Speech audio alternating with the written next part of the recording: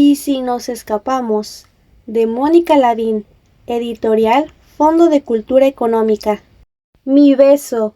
Exigía su padre que siempre la llevaba a la escuela camino a la oficina. En realidad, le resultaba mejor salir de casa a las 6:15 que tener que perder tiempo en el tráfico saliendo más tarde. A Cecilia le gustaba que la llevara su padre, que se veía muy bien recién rasurado y que olía a loción. Ya por la noche, cuando llegaba a casa de la oficina, no era el mismo. Se le notaba el sudor en el pelo, los dientes oscuros de café, la voz desganada. Ella estaba segura de que le tocaba lo mejor de su padre. En primeras, no estaba mamá intentando resolver algo práctico, recalcar algún evento o, en el mejor de los casos, recordando cosas que Cecilia desconocía. Su padre era para ella sola. A veces no platicaban ni escuchaban las noticias, pero durante los anuncios comentaban algo. Otras, él le preguntaba de sus clases favoritas, que desde luego no era biología ni etimologías. «Me gusta la historia, papá». El maestro era muy bueno, pero la clase de 7 los martes y jueves, para colmo, era de etimologías. Ese día era jueves, y Cecilia iba callada. Las manos le sudaban porque estaba nerviosa. También se sentía mal de lo que ocurriría. Iba a engañar a su padre. No le importaba engañar a la directora de la escuela, ni al profesor de etimologías. En el momento en que se bajara del Valiant y caminara hacia la puerta de la escuela, muy lentamente, se detendría más de la cuenta y diría adiós a su padre con la mano. Tenía que evitar acercarse mucho a la puerta de la escuela, donde estaba el vigilante que se encargaba de la entrada. En el trayecto hablaron de las vacaciones de diciembre. Papá tenía planeado ir a Veracruz como siempre a visitar a los abuelos, pero Cecilia quería irse en bola con sus primos, y sobre todo con el amigo de su primo, Sebastián, a Valle de Bravo. Acamparían cerca de la presa. Con Sebastián se verían un rato, y papá no lo sabía, porque si lo supiera, no la dejaría en la escuela con esa sonrisa y esas porras de «Mira, si te aburres en clase, ponte a dibujar en tu cuaderno». Cecilia era buena para copiar caras. «Haz el retrato del maestro». Allí en la calle, con su mochila al hombro, Cecilia sintió una mezcla de dicha y vergüenza. El Valiant se empequeñecía a la distancia. No voltearía a la puerta de la escuela. Que alguien la saludara podía echar a pique sus planes. Tenía que seguir de frente, con aquel frescor de la mañana y con el ridículo uniforme que delataba que no estaba donde debía estar. Sebastián y ella lo habían planeado después de la reunión del viernes. Los dos se irían de pinta. La escuela de Sebastián estaba en la misma avenida que la escuela de Cecilia. ¡Qué feliz coincidencia! Se rieron. Después de bailar juntos y de platicar con su primo y con Sebastián, cuando él se sirvió una segunda cuba y ella rechazó la bebida porque le chocaba ese dulzor alcohólico, aprovechó que el primo los dejaba solos y le plantó un beso en los labios. Cecilia sintió que la cara se le encendía como un semáforo rojo. No hubiera querido que le hablara a nadie ni que tuviera que hacer nada, porque el beso había sido tan suave y tan atrevido que quería guardarlo antes de que se le fuera de los labios. Después, ya no se soltaron de la mano, y cuando su prima anunció que estaban sus tíos en la puerta por ella, se sintió como una de esas piedras que caían en la carretera de Acapulco desprendidas de la montaña. Sebastián y ella se miraron. Entonces él le dijo: «¿Y si nos escapamos el jueves?» El viernes los maestros tenían consejo técnico y no había clases. Eso se lo explicó por teléfono después. Él ya se había ido otras veces de pinta y era mejor no hacerlo en medio de la semana. El chiste es que no les preguntara nada al día siguiente en la escuela. Los detalles los afinaron durante las llamadas de los otros días. Cecilia cubriendo la bocina para que la sirvienta no escuchara. Habían decidido una clave. Si decían Parchis era que se podía hablar. «Parchis», se rió Sebastián cuando ella lo sugirió mientras caminaban hacia la puerta de la fiesta, y Cecilia deslizaba la mano fuera de la de él, porque no quería que la vieran ni sus padres ni sus tíos. Sebastián le dijo que la llamaría. y se perdió entre los que aún quedaban en la fiesta, que eran muchos. Los padres de Cecilia eran estrictos, no la dejaban quedarse a dormir en casa de las amigas que tenían hermanos, ni siquiera en casa de sus primos, y mucho menos quedarse en las fiestas después de las 12. Pero Cecilia ya tenía 14 años y le molestaba que la trataran como una chiquilla. Después de la llamada, Cecilia anotó la fecha en el diario, 19 de septiembre de 1985, y dejó las líneas preparadas para llenar las páginas después. Toda la semana pensó en los labios de Sebastián y se preguntó si le daría otro beso. Cuando temía que la pescaran por irse de pinta y las consecuencias de ello, el hecho de verlo borraba toda duda. Nada importaba más que ese pacto secreto entre los dos. Su hermana ya iba en la universidad y le hubiera gustado contarle, pero siempre la trataba como si fuera muy pequeña. A veces le decía nena y a ella le resultaba insoportable. Además, pensó, si un secreto se comparte ya no es secreto. Habían acordado verse en el VIPS de universidad. Ella tendría que caminar un buen rato o tomar el camión para llegar a tiempo. Querrían verse lo más cerca de la entrada a clases para que el día durara mucho. Ella tenía que estar en la escuela a la salida, y eso sería lo más difícil. Aparecer al momento en que salieran todas por la puerta como si hubiera estado adentro, y sobre todo evitar que le preguntara que dónde anduvo enfrente de su mamá, que es quien la recogía. No le importaba que sus compañeras supieran que se había volado el día. Por el contrario, le parecía que eso era una distinción. En una escuela de puras mujeres, más valía ser temeraria. A sus amigas les contaría que había sido por un muchacho y que se había besado con él en los viveros de Coyoacán. Ya Sebastián le había preguntado si había ido ahí a pasear. Sucedió como lo habían planeado. Su padre la dejó a las 6:45. Le dijo, mi beso.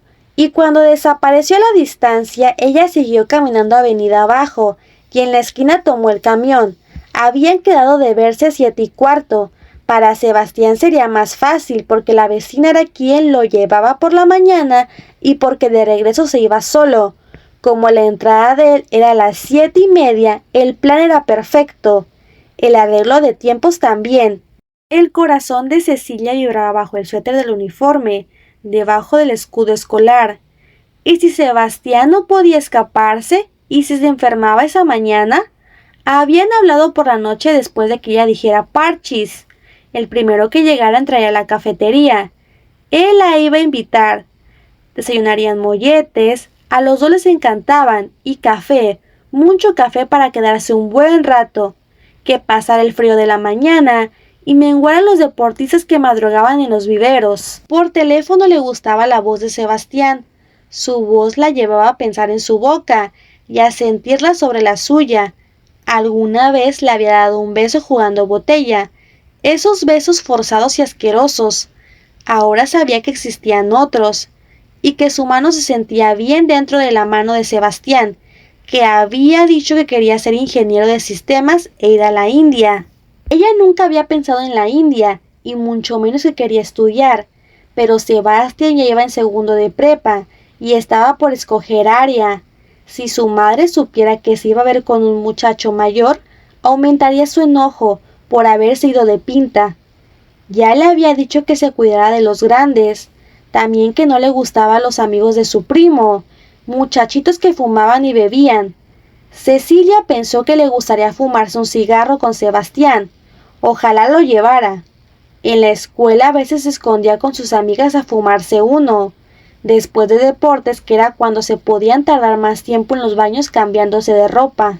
Se bajó del camión, entre empellones, y apretando su mochila al cuerpo, en la glorieta de los Coyotes donde cruzó la avenida. Miró su reloj. Eran las 7:13.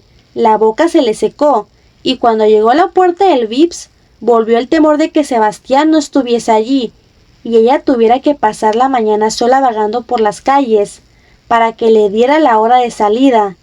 El lugar estaba lleno. Miró hacia atrás por si llegara después que ella, cuando vio que la llamaba desde la mesa del fondo. «¡Ya me esperan!», dijo en voz baja, disimulando que era obvio que no estaba en clases.